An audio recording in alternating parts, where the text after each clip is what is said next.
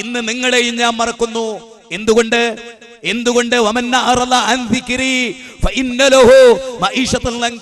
വിശുദ്ധ ഖുർആൻ 20-ാം അധ്യായം സൂറത്ത് ത്വാഹ 124, 125, 126 വചനങ്ങൾ.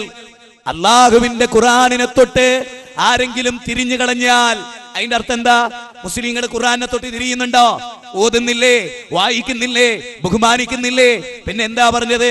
ഖുർആനിന്റെ ഉള്ളടക്കം, ഖുർആൻ എന്തിലേക്ക് നയിക്കുന്നു അതനുസരിച്ച് ജീവിതം, ഖുർആൻ അനുസരിച്ചുള്ള വിശ്വാസം, ഖുർആൻ കൽപ്പിച്ച വിശ്വാസം, ഖുർആൻ പഠിപ്പിച്ച നിലക്കുള്ള ജീവിത രീതി, സ്വഭാവ രീതി, സംസ്കാര രീതി, ദഅവാ രീതി, പ്രബോധന സംരംഭങ്ങൾ എന്ന് വേണ്ട A to Z അള്ളാന്റെ ഖുർആനും റസൂലുള്ളാഹിന്റെ സുന്നത്തും അനുസരിച്ചുള്ള ജീവിതം.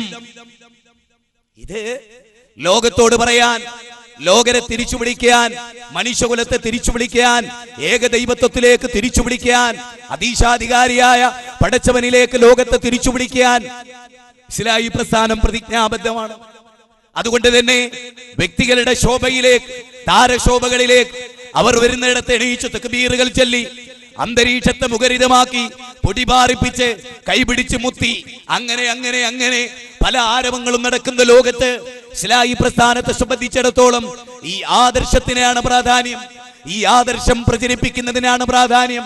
അതുകൊണ്ടാണ് ഇസ്ലാഹി പ്രസ്ഥാനം വിശുദ്ധ ഖുർആനിലേക്ക് ആളുകളെ ക്ഷണിക്കുന്നത്. ഖുർആൻ അങ്ങനെയാ പറഞ്ഞത്.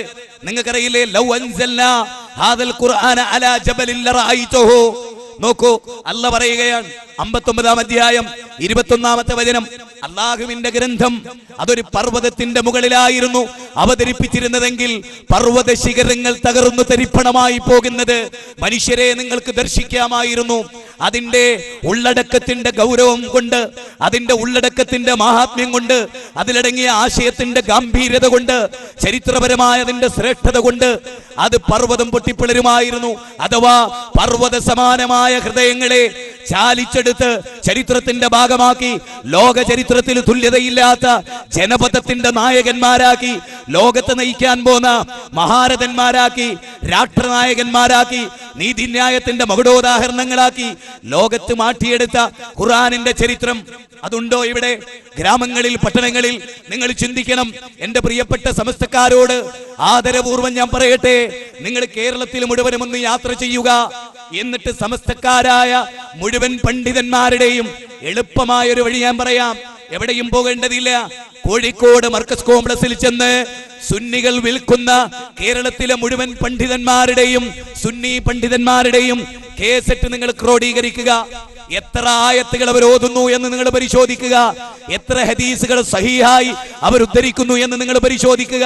വിഷയങ്ങളെ ആയത്തുകൾ ഉദ്ധരിച്ച് ആ ആയത്തിനെ അല്ലാഹുവിന്റെ റസൂൽ വ്യാഖ്യാനിച്ച പോലെ വ്യാഖ്യാനിച്ച് സഹാബികൾ മനസ്സിലാക്കിയ പോലെ മനസ്സിലാക്കി തന്ന് അങ്ങനെ വിശദീകരിക്കുന്ന എത്ര പണ്ഡിതന്മാരുണ്ട് സമസ്താലയത്തിൽ എന്ന കാര്യം ഗൗരവമായി ചിന്തിക്കുകയും അതോടൊപ്പം പ്രിയപ്പെട്ടവരെ, മുജാഹിദ് പ്രസ്ഥാനത്തിന്റെ ഏറ്റവും ചെറിയ പ്രാസംഗികർ പോലും അവതരിപ്പിക്കുന്ന വിധം ഇസ്ലാമിനെ അവതരിപ്പിക്കാൻ ഈ പണ്ഡിത പുരോഹിത വർഗത്തിന് ഇന്നുവരെ സാധിച്ചിട്ടില്ലെന്ന ഗൗരവകരമായ കാര്യവും ഈ തരുണത്തിൽ കരുളായിയുടെ മണ്ണിൽ വെച്ച് ഈ ഉള്ളവൻ തുറന്നു പറയാൻ ആഗ്രഹിക്കുകയാണ്.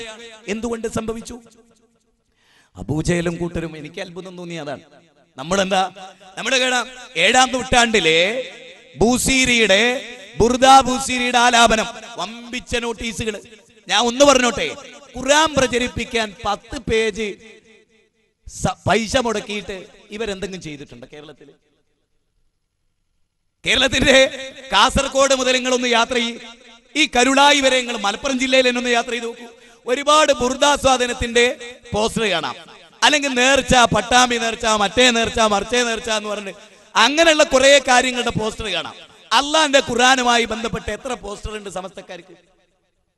ജനങ്ങളെ ചിന്തിക്കണം കേട്ടോ, ചിന്തിക്കണം. 7-ാം നൂറ്റാണ്ടിലെ ബുർദാ ബൂസീരിക്ക് ഭയങ്കര മഹത്വം. അതിനെപ്പറ്റി പറയുന്നതിന് എന്തറിയോ? ഒതുണ്ടാകണം എന്നാ. ഇസ്ലാമിന് പോലും ഒതുണ്ടാകണം ഖുർആൻ വായിക്കാൻ എന്നല്ല പറഞ്ഞിട്ടില്ല. ഇവര് പറയണെന്തറിയോ? ബുർദാ ബൂസീരി വായിക്കണമെങ്കിൽ വലിയ നിബന്ധനയാ. അബ്ദുൽ മജീദ് സക്കാഫി പുളിയങ്കോട് അയാൾ എഴുതിയ കിതാബിലാണുള്ളത്. എന്ത്? ഒതുണ്ടായിരിക്കണോ? പിന്നെയോ എങ്ങോട്ടെങ്കിലും തിരിഞ്ഞിരുന്നിട്ടൊന്നും കാര്യമില്ല. കസേരട്ട് ഇങ്ങോട്ട് പാടില്ല, ഇങ്ങോട്ട് പാടില്ല, കിബിലക്ക് നേരെ തന്നെയാണ്. അള്ളാഹുവിന്റെ ഖുർആന് പോലും ഇങ്ങനെ ഒരു നിബന്ധന അല്ല. ഇതൊരു സക്കാഫി എഴുതിയ പുസ്തക.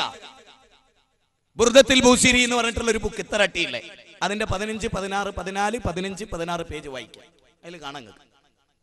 പിന്നെയോ ഏറ്റവും അത്ഭുതം എന്താ അറിയോ? ബുർദ ബൂസിരിയിലെ അർത്ഥം അറിയാതെ ചെല്ലാൻ പാടില്ല എന്നാണ്. അർത്ഥം ശരിക്ക് പഠിച്ചു മനസ്സിലാക്കിയിട്ടേ ചെല്ലാവൂ. E.K. അസം മുസ്ലിയാർ ഖുർആനെ പറ്റി പറഞ്ഞെന്താ? അർത്ഥം പഠിക്കേണ്ടത് തന്നെയല്ല. ബുർദ ബൂസിരിയോ അർത്ഥം പഠിച്ചിട്ടില്ലേ ശരിയാവൂല. അതിലെ വാക്യം എന്താണെന്നറിയോ? അർത്ഥം പഠിക്കാതെ അത് ചെല്ലിയാൽ അതിലെ പ്രാർത്ഥനയുടെയും സംഭവങ്ങളുടെയും പൊരുളറിയാതെ പോകും. അപ്പൊ അള്ളാന്റെ ഖുർആനിലോ? അള്ളാന്റെ ഖുർആനിൽ എന്ത് പൊരുള് അല്ലേ? അത് മുജാഹിദുകളുടെ ഒരു ഗ്രന്ഥം.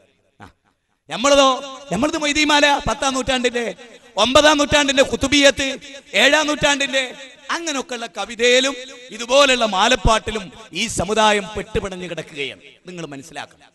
ആ സമൂഹത്തെ വീണ്ടെടുക്കാൻ, ചങ്ങലകൾ പൊട്ടിച്ചെറിഞ്ഞ് ഖുർആനിന്റെ പാതയിലേക്ക് അവരെ തിരിച്ചു കൊണ്ടുവരാൻ അത് നമ്മുടെ ഉത്തരവാദിത്വം. ഞാനെന്ന് പറയും ഒരു കാര്യം കൂടെ പറയും. മതത്തെ അറിയുക പ്രമാണങ്ങളിലൂടെ എന്ന വിഷയം കേരളത്തെ പ്രകമ്പനം കൊള്ളിച്ചു. ചിന്തിച്ചു ആളുകൾ, നൂറുകണക്കിന് ആളുകൾ മുജാഹിദ് പ്രസ്ഥാനത്തിലേക്ക് കടന്നു വന്നു.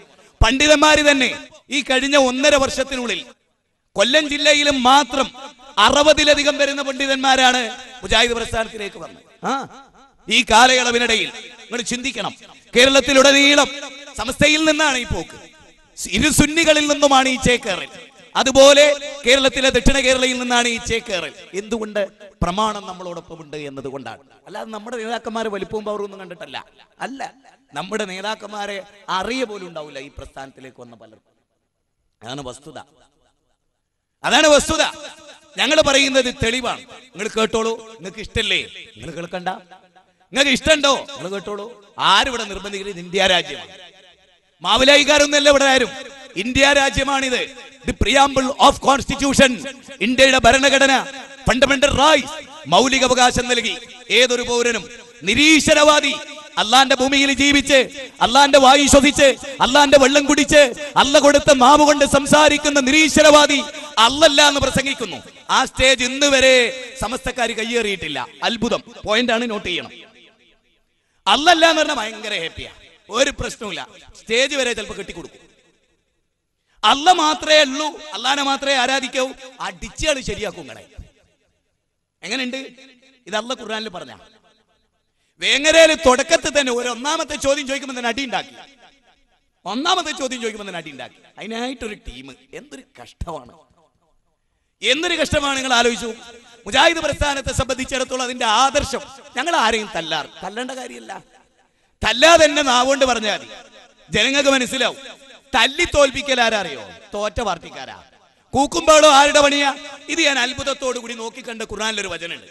അതായത് റസൂലുള്ള ഖുർആൻ ഓതി അങ്ങാടിയില്, ഉഖാദയില്, ദുൽമജാസില്, മജന്നായില് നിൽക്കുന്നിടത്തും ഒക്കെ റസൂലുള്ളാഹി സ്വല്ലല്ലാഹി അലൈഹി വസല്ലമ 10 ആളെ കണ്ട അവിടെയൊക്കെ ആയത്തോതി പ്രബോധനം ചെയ്യും.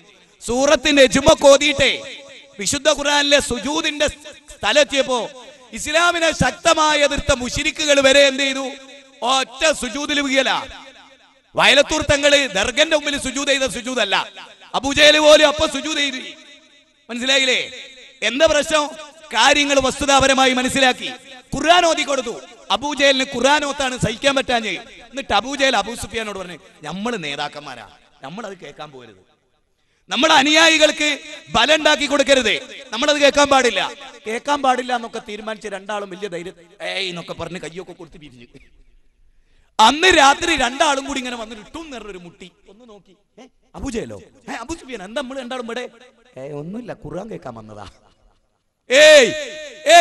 വിശുദ്ധ ഖുർആൻ കേൾക്കാൻ വന്നതാ രണ്ടാളും. കേൾക്കരുത് എന്ന് തീരുമാനിച്ചു പോയവർ ആ വശ്യത അബൂജഹലിനെ, അബൂ സുഫിയാനെ പിടിച്ചു കുലുക്കിയ ഖുർആൻ ഉണ്ടോ നിങ്ങളുടെ കയ്യിൽ? നിങ്ങൾക്ക് ഞങ്ങളെ തോൽപ്പിക്കുക. നിങ്ങളുടെ കയ്യിൽ അതില്ലാത്ത കാലത്തോളം, അത് ഞങ്ങളുടെ കൈവശമാകുന്ന കാലത്തോളം നിങ്ങൾക്ക് ഞങ്ങളെ തോൽപ്പിക്കാൻ കഴിയില്ല.